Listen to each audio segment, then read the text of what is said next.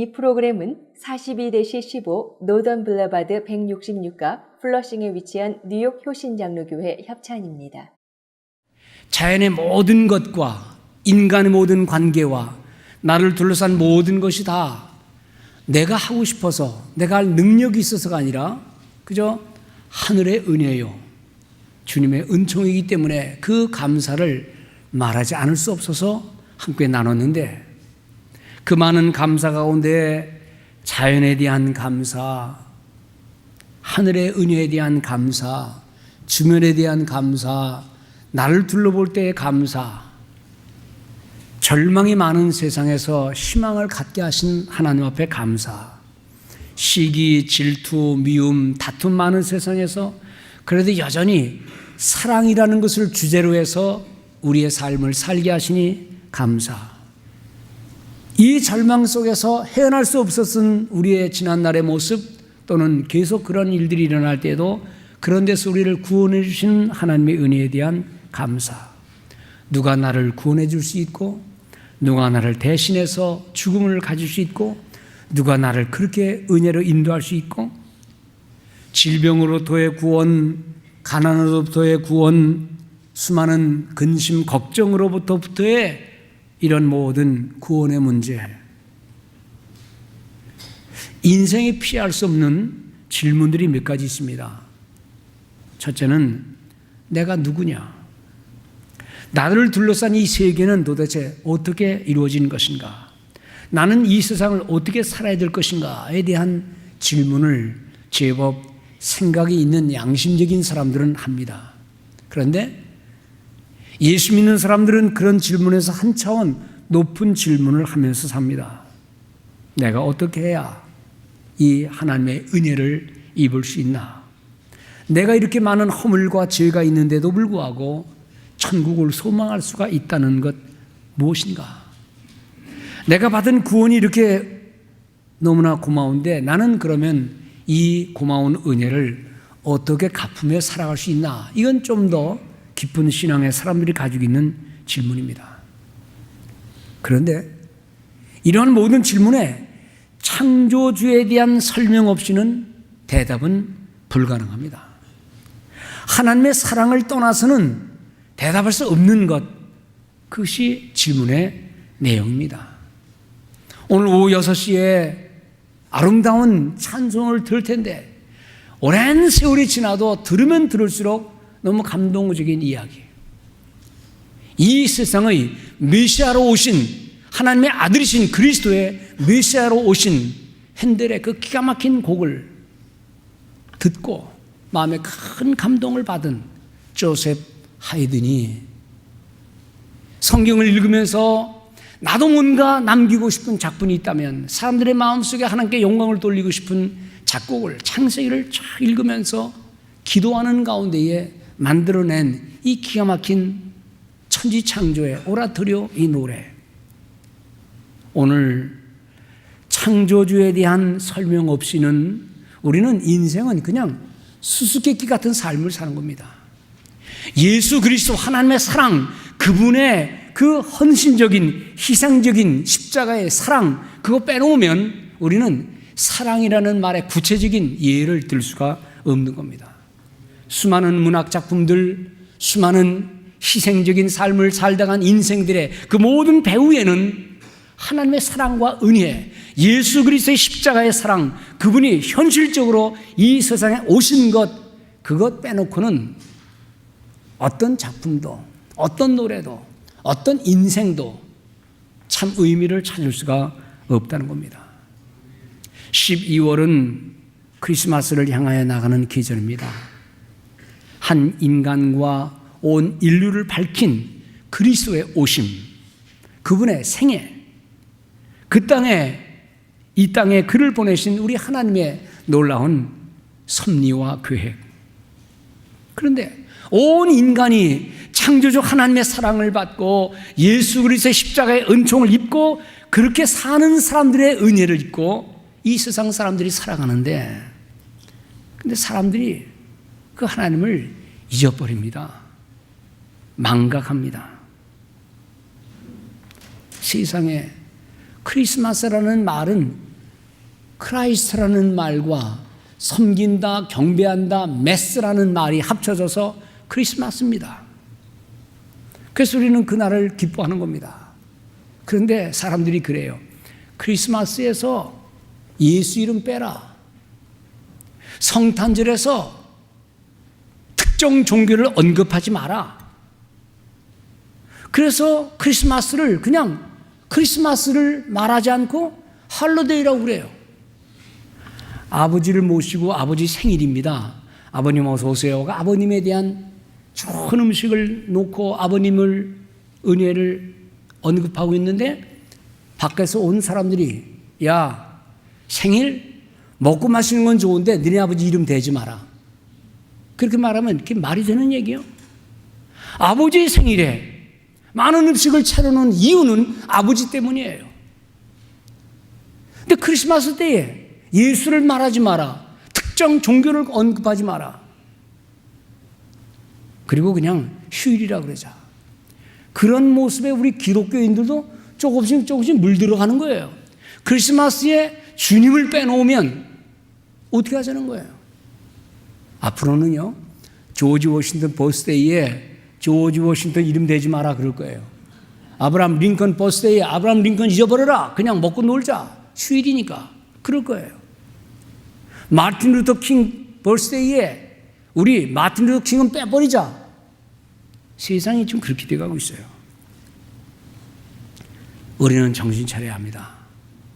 남들은 그렇게 말한다 할지라도, 세상 사람들은 그렇게 말한다 할지라도, 적어도 그리스도를 믿는 신앙의 사람들은 그날이 뭘 의미하는지, 그날의 주인공이 누군지, 그분 때문에 우리가 살고 그분 때문에 우리가 위하여 일하는 그분을 중심으로 하는 날인데 세상 사람들이 그렇게 한다고 그냥 그렇게 돼간다면, 오죽하면 16세기에 청교도들이 바른 신앙으로 살겠다는 청교도들이 하도 빅토리아 여왕 시대에 호화로운 세상이 사치로운 세상이 되어가니까 크리스마스 때 온갖 범죄가 일어나니까 아예 교회가 명하기를 크리스마스를 없애버렸어요.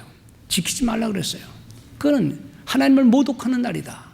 그리스도의 신성한 뜻을 거역하는 날이니 지키지 말자라고 한때 그렇게 한 것을 우리는 이해해야만 할 것입니다. 뭐 때문에 그렇습니까? 예수 그리스도에 대한 이해에 기인하는 겁니다. 오해에 기인하는 겁니다. 하나님의 사랑에 대한 오해에 기인하는 겁니다. 하나님의 능력이 임한 그 놀라운 그 날을 기념하는 주인공 대신 주님을 빼뜨리면서 그 날을 세상 사람들이 향하는 그런 모습으로 산다면 그것은 진정한 그리스도인의 삶이 아닌 줄로 아는 것입니다. 성탄절을 맞이하면서 그 날을 향하여 가면서 하나님의 자녀들이 가져야 할 진정한 고백이 무엇인가를 한번 되새기면서 우리는 이런 날을 향해 가면서 어떤 이해를 해야 될 것이고 어떤 열매를 만들어야 될 것인가에 대한 말씀을 나누기 위해서 오늘 이 본문을 택했습니다. 예수 그리스도에 대한 잘못된 이해는 어디서 기인하는가? 그것은 예수 그리스도를 하나님의 사랑, 하나님의 은혜, 성경 전체의 언약이라는 관계 속에서 이해하지 않고 예수를 그냥 인간 예수를 이해하기 때문입니다. 육신으로만 보기 때문입니다. 예수님께서 그의 공생애 중에 고향에 가셨습니다. 그리고 고향에 세워진 회당에서 고향 사람들을 상대로 말씀하셨습니다. 얼마나 기막힌 말씀입니까? 마태복음 13장 후반부에 보면 예수께서 행하신 모든 말씀들을 다 들은 그 당시 사람들이 예수를 보고 의아해합니다. 말씀의 감동을 받고 하나님의 사랑과 관련해서 예수를 보는 게 아니라 저 예수 저거 봐라, 저 목수 아들 아니야?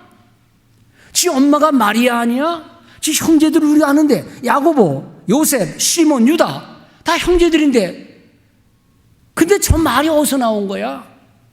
저 권능이 어디서 나온 거야?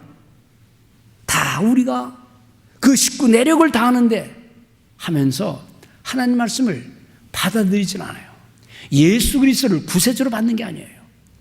혈통과 가문을 이야기할 수는 있습니다. 그러나 혈통과 가문이 전체는 아닙니다.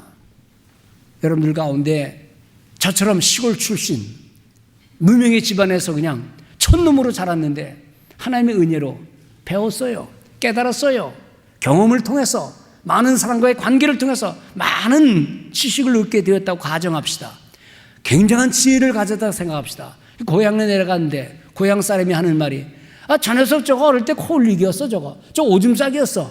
저 부모 내가 알아. 저 형편없는 놈이야 라고 말한다면 그런 사람을 어떻게 이해시키겠어요? 혈통, 가문, 배경 언급할 수는 있습니다. 그러나 그것만 가지고 인간을 다 이해할 수 없다 이겁니다.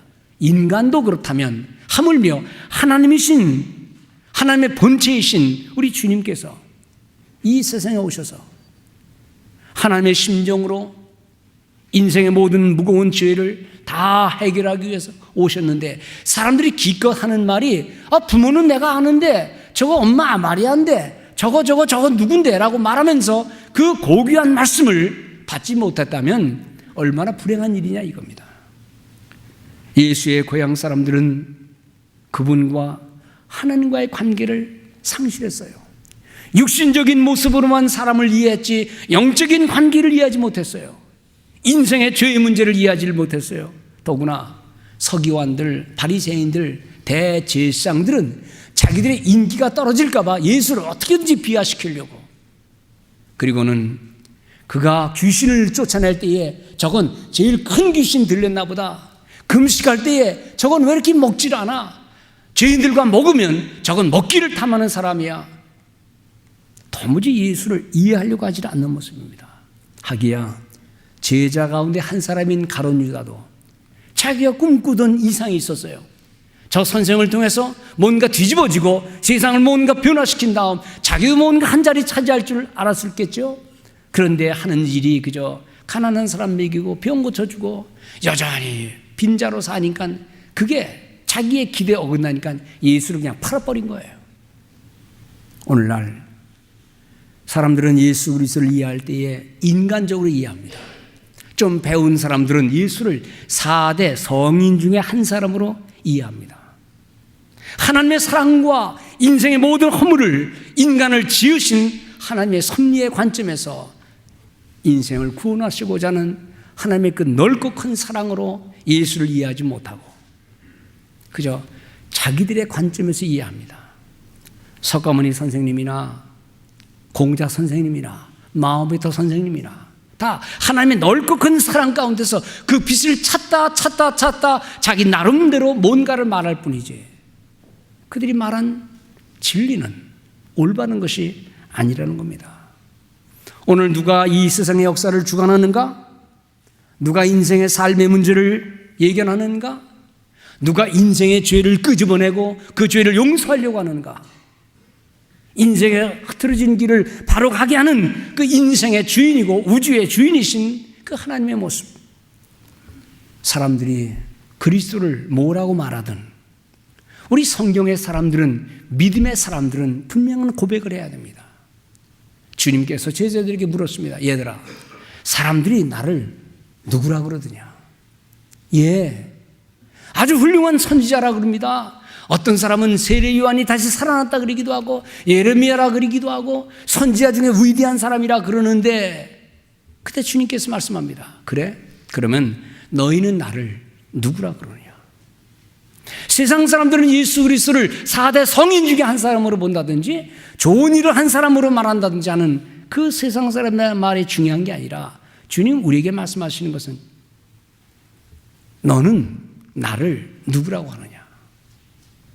세상 사람들은 크리스마스를 이렇게 저렇게 이해하는데 경제적인 관점으로 세상의 놀이 관점으로 문화적인 관점으로 이해하는데 너희는 크리스마스를 뭐라고 이해하느냐? 너희는 나를 누구라고 이해하느냐? 오늘 이 종말의 시대에 뭔가 앞뒤가 막 뒤섞인 시대에 배은 망독한 시대에 오늘 우리 예수 믿는 사람들은 이 아름다운 계절 하나님의 사랑의 계절 속에서 나는 주님을 어떻게 이해해야 될 것이고 그분이 우리에게 오신 것을 우리는 어떻게 이해해야 될 것이고 그렇다면 나는 그분을 어떻게 이해하느냐에 따라 나의 삶은 어떻게 변해야 될 것인가 이것에 은혜를 함께 나누는 성도들 되시기를 바랍니다. 주님 말씀했습니다. 나는 어두운 세상에 빛을 비추러 온 빛이다. 나와 주님은, 하나님은 하나이다. 내가 세상을 구원하러 왔다, 잃어버린 자를 구원하러 왔다라고 하는 이 분명한 그리스도의 진수를 깊이 깨닫고 죄인된 우리 자신을 고백합시다. 죄인된 우리의 이웃들과 죄인된 우리 주변의 모든 것들, 그분들에게 필요한 것은 빛이요 구세주라는 사실을 깨닫고 이 복음을 믿고 이해하고 전달하는 복된 성도 되시기를 바랍니다. 진정한 육신의 이해는 그분의 부모가 누구냐, 그 형제들이 누구냐를 말할 게 아니라 오늘 로마서 1장 2절에서 말해요. 육신으로는 다윗의 혈통에서 나셨고, 왜 그 말 하는 줄 압니까? 먼 옛날 메시아, 이 세상을 구원할 그분이 말씀을 예언했고 예견했고 성취하실 그 다윗의 계보를 얘기했기 때문에 성경은 육신으로는 다윗의 혈통이라고 얘기합니다. 성경은 약속에서 약속을 이루는 것으로 끝납니다. 수많은 약속들을 이루시는 가운데서 메시아를 보내줄 것이다라고 하는 이 하나님의 분명한 약속을 성취하신 하나님의 사랑의 화신이 바로 예수 그리스도라 이 말씀입니다. 오늘 우리가 예수 그리스도를 이해하는 것은 또 한 가지는 그분이 이 땅에 오셔서 행하신 모든 일을 곰곰이 생각할 때에 그분을 우리의 메시아로 받아야 된다는 것입니다. 마태복음 4장에 보면 예수께서 온 갈릴리에 두루두루 다니시면서 회당에서 가르치시고 천국 복음을 가르치실 때에 동시에 모든 병, 모든 약한 것을 다 고쳐주셨어요. 몰려온 사람들은 각종 병에 걸린 자, 고통당하는 자, 귀신 들린 자, 간질하는 자, 중풍병자를 다 데리고 왔을 때에 주님께서는 곳곳마다 갈릴리, 데가볼리, 예루살렘, 유대, 요단강 저편까지 가셔서 모든 무리를 가르쳐 주셨어요. 그분이 하신 일을 보면서 우리는 메시아의 사역을, 그리고 우리들이 그분의 뒤를 따라 해야 될 일이 뭔지를 깨닫게 된다는 겁니다. 요한복음 6장에 보면은 예수님께서 병자들을 많이 고쳐주시고 그리고는 어디로 가시니 사람들이 다 따라왔습니다. 따라온 그 사람들에게 하늘의 진리를 계속 말씀하는데 날이 어두워지기 시작합니다. 야, 날은 어두운데 저 사람들이 먹지 못해서 기진할 테니 어디 먹을 것 좀 없느냐. 그러니까 어떤 어린아이를 데리고 와서 보리떡 5개, 물고기 2마리 가져와서 이거 있습니다. 주님이 그것을 축사하시고 모든 모여든 5,000명의 사람들에게 그 떡을 먹이시는데요, 사람들이 그걸 보고 도대체 이 떡과 이 물고기가 어디서 나오는 거냐 하도 궁금해가지고 저분이야말로 메시아다, 저분이 우리를 먹여주셨으니, 그리고 장차 오실 메시아니까 그분을 왕으로 섬기려고 사람들이 막 에워쌌습니다. 주님은 조용히 그것을 물러나셨습니다. 예수의 언동과 그의 행하심이, 불쌍히 여기심이, 그 기적 같은 일들이 있었고 자기들의 배가 불렀으니 야, 이거야말로 저분이 임금이 되면 좋겠다라고 했지만, 그러나 주님께서는 그걸 믿지 않았어요. 배 고팠을 때는 주님을 따랐습니다. 그런데 배불렀을 때는 뒤따랐다는 기록이 없어요. 병들었을 때는 살려달라고 아우성치며 예수께로 온 기록은 있지만 병 고침 나은 후에 주님께 와서 머리를 숙이고 따라오는 제자들은 거의 없었습니다. 지금도 그런 모습은 마찬가지일 겁니다. 그러므로 오늘 우리가 예수 그리스도를 올바로 이해하는 것은 무엇인가 하니 바른 복음, 그 복음을 기본으로 해서 복음에 대한 고백을 행하고 예수 그리스도가 누군지에 대한 분명한 이해를 하면서 우리는 이 크리스마스의 절기를 지내야 될 줄 압니다. 진정한 복음은 이 세상을 창조하신 하나님의 놀라운 사랑, 그럼에도 불구하고 인간이 범죄해서 하나님을 멀리 떠난 인생의 죄악, 말로 행위로 모든 것으로 지은 인간의 죄를 주님이 심판해야 되는데 하나님은 인생을 사랑해서 모르는 척하지 아니하시고 파멸로 이끌지 아니하시고 이미 약속된 메시아를 이 세상에 보내어 그를 믿는 모든 사람들을 구원해 주기 위한 이 복음의 전 과정을 이해할 때에 우리는 크리스마스를 올바로 이해하고 그 주인공으로서의 그리스도에 대한 진정한 경배를 할 수가 있다는 겁니다. 성경의 말씀을 가만히 깨닫다 보면 하나님의 사랑과 완전한 창조가 얼마나 완벽했는지를 압니다. 그러나 그 완벽한 창조에 비하여 인생은 얼마나 심각한 죄를 졌는지를 깨닫게 됩니다. 희망이 없다는 겁니다. 길이 없다는 겁니다. 인생은 점점 어두운 길로 가게 된다는 겁니다. 그런데 아무도 내가 죄인입니다라는 고백을 하지 않고 다 잘났다는 거예요. 그래도 주님은 참으시고 누군가를 보낼 것을 말씀하시고, 그리고는 대신 죽을 메시아를 대표하여 미리미리 짐승을 잡아서 인생들을 죄악을 용서해 주시고, 때가 되매 그를 이 세상에 보내주셔서 약속의 성취로서의 예수 그리스도를 이해하게 했다는 겁니다. 그러므로 베드로의 이 고백, 주는 그리스도시요 살아계신 하나님의 아들입니다, 이 고백은 베드로의 고백에서 끝나는 게 아니라 배은망덕해가는 이 세상에서, 크리스마스에 예수를 빼놓으라고 하는 세상에서, 크리스마스에 특정 종교를 언급하지 마라 라는 이 못난 세상에서 우리 그리스도인들은 여전히 그리스도는 우리 인생의 주인이요, 우리의 죄를 용서하실 분은 예수 그리스도 한 분뿐이라는 사실을, 그래서 그분이 오셨다는 사실을 선포하고 감사하고, 그리고 우리도 주님이 오셨으니 우리도 어딘가를 가야 되는 거 아닌가, 주님이 구체적으로 주님의 하나님의 사랑을 실천했으니 나도 조금 구체적으로 하나님의 사랑을 실천해야 되는 것 아닌가 라는 마음의 결심을 행하면서 선을 행하는 데 앞장서는 복된 성도 되시기를 바랍니다. 이 진리의 고백이 예수 그리스도를 이 땅에 보내게 하셨고, 예수님께서 이 땅에 오신 것은 하나님의 사랑을 아주 순종하여 하나님의 사랑을 실천하기 위해서 이 땅에 오신 것을 기억하면서 우리는 하나님의 사랑을 노래해야 합니다. 이 하나님의 사랑을 공포해야 합니다. 이 하나님의 사랑을 따라 행해야 합니다. 육신의 옷을 입고 세상에 오신 그 하나님의 구체적인 사랑, 말로만이 아닌, 마음으로만이 아닌 우리의 삶의 구체적인 현실을 통하여 감동된 삶을 살고, 이 땅에 보시는 하나님의 사랑, 상한 갈대도 꺾지 아니하시고 꺼져가는 등불의 심지도 끄지 아니하시고 여전히 우리를 살아있게 하시는 그 하나님의 은혜를 깊이 생각하면서, 하나님, 나도 조그만 등불 되게 해주십시오. 주님 오셨듯이 나도 어딘가를 가게 해주시고, 갈 수 없으면 누구를 보내게 하시고, 보내기도 힘들면 그를 위하여 기도하고 지원하게 하시고, 그 사랑을 깨닫고 사랑을 받은 많은 사람들은 자신의 이기심을 깨뜨렸어요. 자신이 소중히 여겼던 옥합을 깨뜨렸어요. 그리고 주님을 경배했어요. 동방 박사들이 그러했고, 죄인 되었던 막달라 마리아가 그러했고, 지금 여전히 수많은 선교지에서 또는 우리의 삶의 현실에서 이 교회를 섬기는 우리 성도님들 가운데서도 주님을 열심히 섬기면서 고백해야 되는 것, 주는 그리스도시요 살아계신 하나님의 아들이십니다. 이 고백을 흥청거리는 이 세상에서, 크리스마스에 빛나간 모습이 난무한 세상에서 예수 그리스도는 주인이시요 우리 인생의 구세주라는 사실을 믿고 고백하고 이것을 사랑의 구체적인 모습으로 실천해내는 우리 모든 성도 되시기를 바랍니다.